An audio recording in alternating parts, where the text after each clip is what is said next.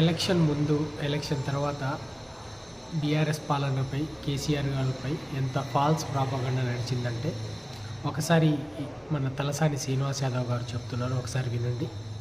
అన్ని దొంగ మాటలే. ఎలక్షన్ల ముందు కూడా కార్లు కొనుక్కొని అంటే విజయవాడలో పెట్టినామంట. మేము మంత్రుల కార్లు కొనుక్కొని విజయవాడ మా కొడుక ఎవడు తిరుగుతుండ్రా ఇప్పుడు? మరి మావే అని చెప్పుకోండి. ఏదైనా అబద్ధాల మాటలు.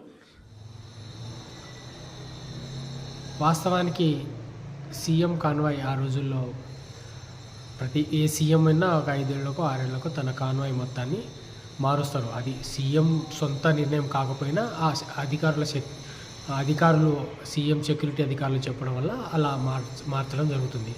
కానీ ఆ రోజుల్లో కరెక్ట్గా ఎలక్షన్ ముందల ఆ కాన్వాయ్ని, సీఎం కాన్వాయ్ని మొత్తాన్ని ఒక 10 బండ్లను కొని విజయవాడలో బుల్లెట్ ప్రూఫింగ్ చేయిస్తారు. విజయవాడలో మన తెలంగాణ నుంచే కాదు, చాలా రాష్ట్రాల నుంచి బుల్లెట్ ప్రూఫ్ చేయించడానికి విజయవాడలో బండ్లను పెడతారు.